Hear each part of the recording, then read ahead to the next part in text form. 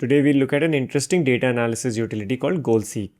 It removes trial and error and makes calculation easier. Let's take a look at how it works.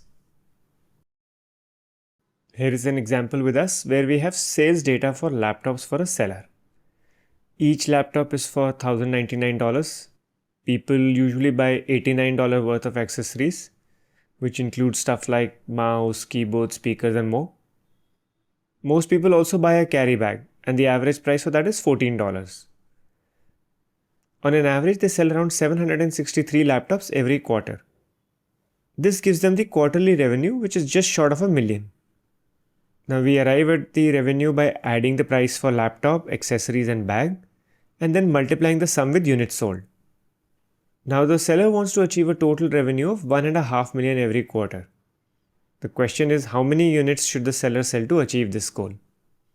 One way of reaching the goal is to make a few guesses. Let's take a look.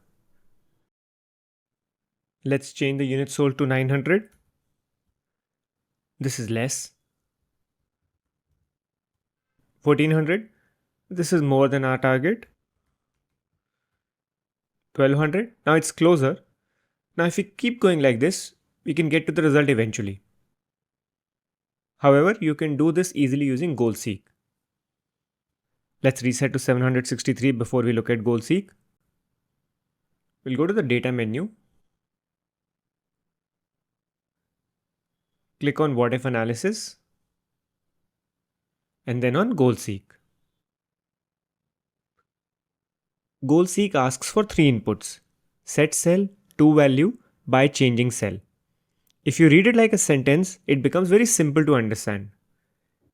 Set cell A to a value B by changing the contents of cell C. So we want to set the cell B6 to the value $1.5 million.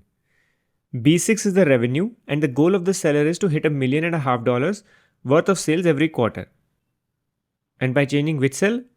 That will be B5, as seller wants to know what should be the number of units sold to achieve the $1.5 million worth of sales. So set cell B6 to value 1.5 million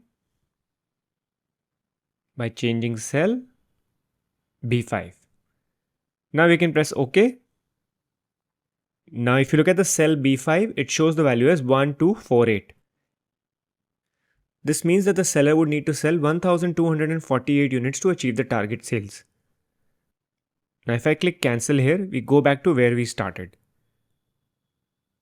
You would use this option if you just want to know and not really update your data. However, if you want to update the value as well, then you can press OK once you run goal-seek. Let's quickly take a look at that too. I'll go back to goal-seek in what if analysis. Set cell B6 to value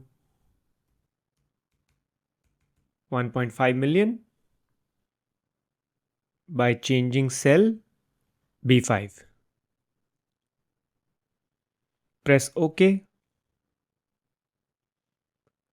Now if I want the value 1248 to remain, then instead of pressing cancel, I will press OK.